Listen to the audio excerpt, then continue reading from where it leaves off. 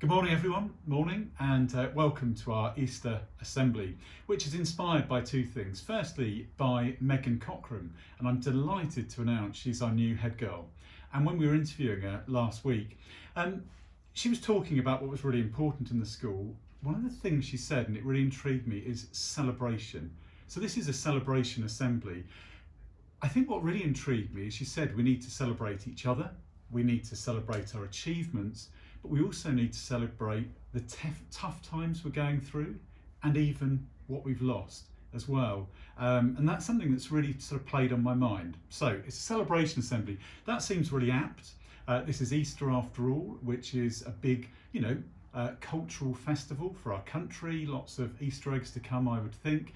And of course, for Christians, it's a key religious festival where Christians will remember the death of Jesus Christ and him overcoming death and bringing life.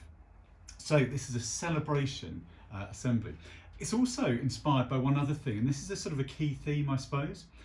So my daughter got some bulbs to plant in the garden for Christmas. We planted them just after Christmas, and we went out last weekend, myself and Katie, who's 9, to have a look at how they were progressing. And in the back garden there's tons of daffodils, and they've sprung up, and I'm not really into flowers, but they are very yellow and jolly nice.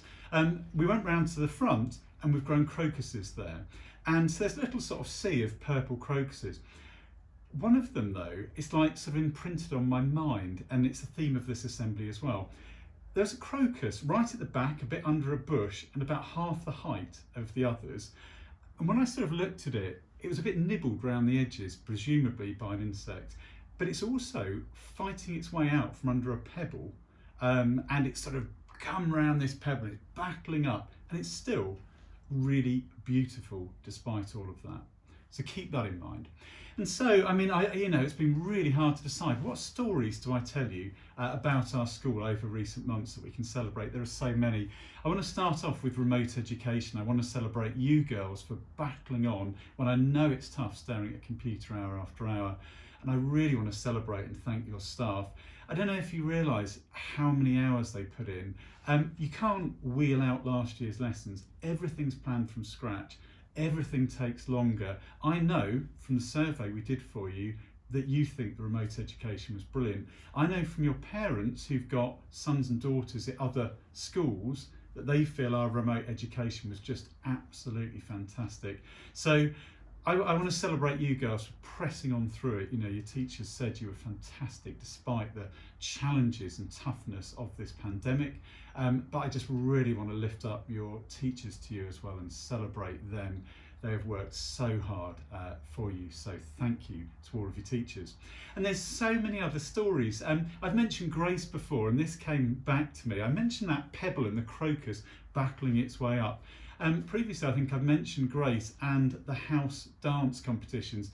For her, that pebble she had to push around was endless technology problems. We all loved house dance. Teacher house dance, amazing. I can't tell you the problems she had.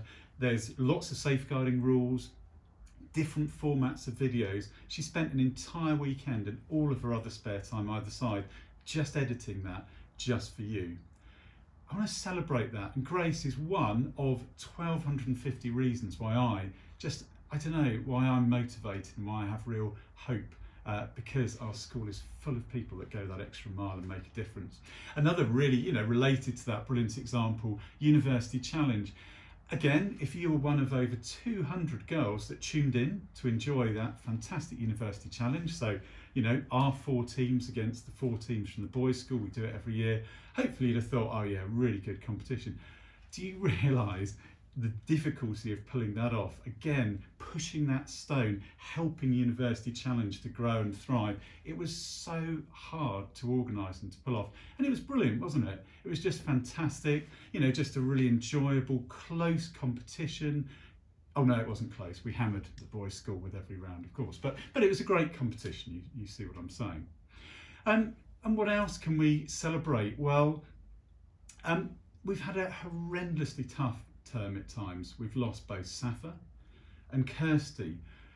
Going back to what Megan said, she said we need to celebrate the tough times and what we've lost. when she said that, I didn't fully understand it. I really thought about it, and I suppose I sort of was reminded of Kirsty's funeral, which I went to a few weeks ago. It was so sad, and it was so sad to see Kirsty's friends, most of whom are at this school, and the heartbreak there. Do you know, it was also a funeral of celebration, and it was celebrating wonderfully Kirsty's life. And as we move forward, we need to celebrate Kirsty and Safa. Yes, there's huge pain for some of the girls and some staff, but we need to celebrate them. We need to celebrate them for the rest of our lives, and we need to be inspired by the examples they set and who they were. And so even out of that pain, we need to celebrate. And I know that from personal experience, because people who I've lost continue to live in my heart and inspire me.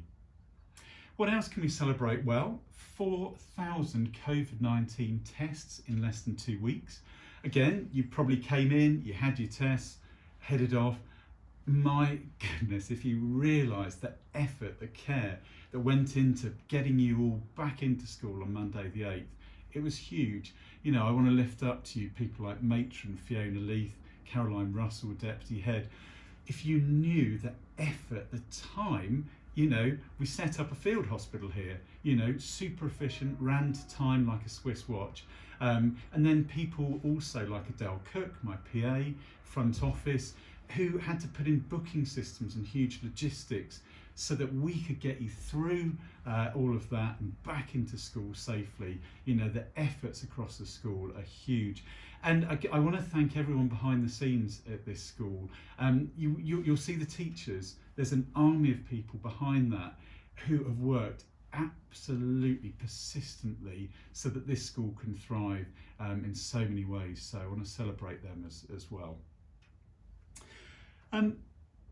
Life is tough. It's up and down. It has been mighty tough in the last 12 months, and including in this spring term. And it throws us curveballs, but Megan is right. We do have a lot to celebrate at this school, the achievements, the successes, but also we need to celebrate the tough times and what we've lost and who we've lost as well. As I've puzzled over Megan's words, I was reminded of my grandma. I've mentioned her to you before in a previous assembly. She's my greatest hero, mighty woman.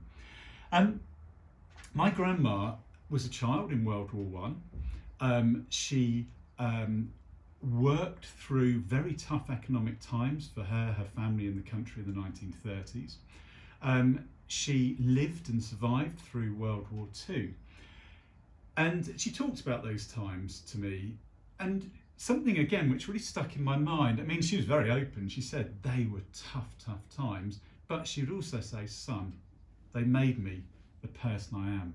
And I've told you before, I've never met anyone more stoic and anyone more capable of grabbing hold and celebrating life, even when she was ill and in her mid-90s, than my grandma. And so girls, there hasn't been much about this in the media. I know this has been a tough year, but actually it is shaping you. It's moulding you through the tough times. You're growing probably in ways you just don't even realise. Just want to round off with one more story. You'll know Rishika Hundal, who has just stepped down from being head girl for this year as she hands over to Megan. On the face of it, you'd look at Rishika, I mean, she's amazing. She just is the best role model. Her year has been tough, and she has experienced some really bad luck. Her lifelong ambition is to be a doctor. She'll be an amazing doctor. Do you know, there's different exams you have to sit to get into medical school. When she sat the BMAT, it was done electronically, not at our end, at the exam board end. Her exam was messed up for that. She sat and it wasn't our fault, there's nothing we could do. We sat another exam, she did. She had technical problems with that, again, not her fault at the other end. She's had a nightmare. She's persisted. She's written to the university. She's put herself out there. She absolutely hasn't sort of backed off from her dream. She's managed to keep positive, not all the time. She's pushed on through. Her dream has always been to go to UCL to study. And she had to wait until just 2 days ago to get her offer. She's managed to get there. She's been given her offer to UCL. It's been a tough year for all of us, but think of Rishika as well and just keep pushing on. Final thought, and just so we've got that bit of assembly symmetry, sort of how these things go. This morning, just as I was heading out the door, obviously aware I was going to do this assembly, I thought of my good old friend the crocus, which is just near the front door. And I bent down, I couldn't spot it. I thought, oh no, insects have got it, it's been finished off. And then I did spot it because I could see where it had grown up from under that stone. But actually it had grown round the stone and straight again now. And even just in 1 week compared to last weekend, it's the same height as the others. And the nibbled bits around the edge have gone. And that crocus is there, standing mighty and proud. And girls, that will be you despite the toughness. You will head out and shape the world. And in a hurting world where we read daily about violence, about rape cultures, about inequalities, about racism, we are actually growing stronger, ready to shape that world. I wish you a great Easter.